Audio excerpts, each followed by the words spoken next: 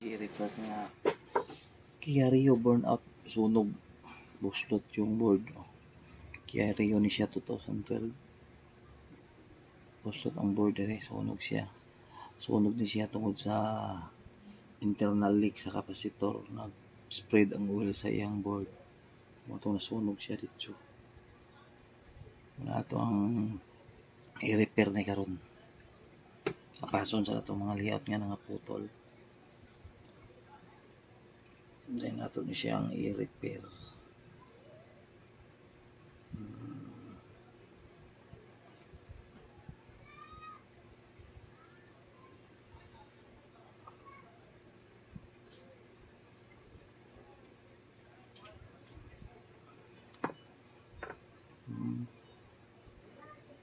Okay. Tignan siyang kuhan. Repair na boards.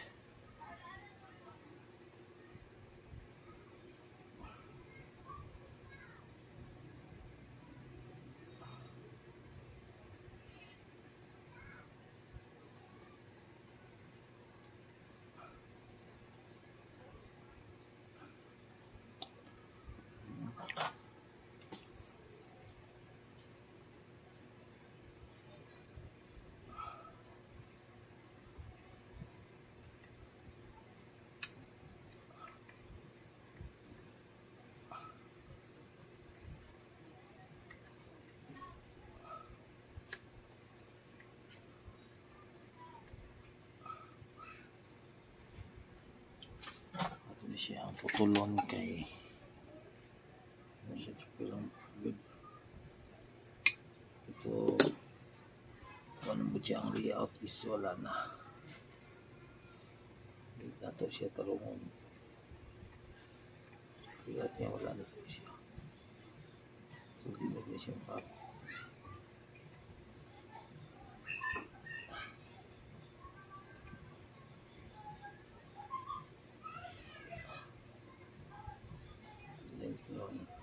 na ito na siyang sudlan o bleed para ligon siya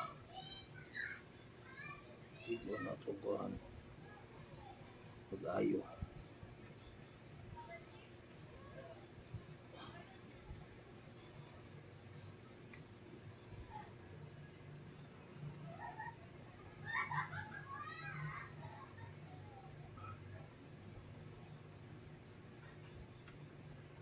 okay.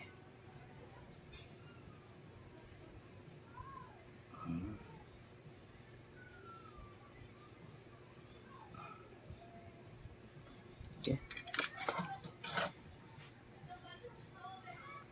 Kaya na siya. May-jumper ng mga layout. Ito na yung mga bugtuan ng mga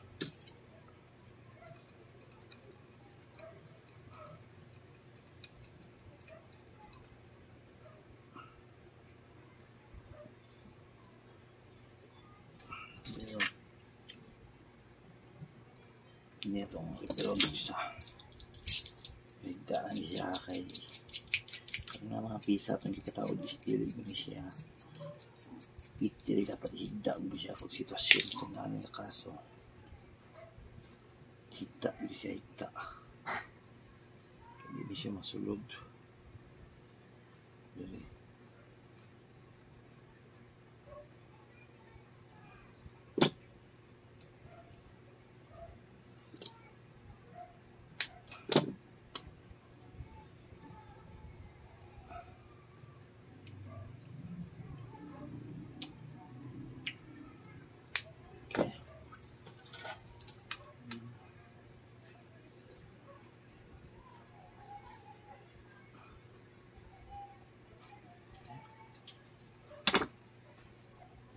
kabit na nato kanina siya ato na siyang readingon sa ato ang kitag kung working na ba ni okay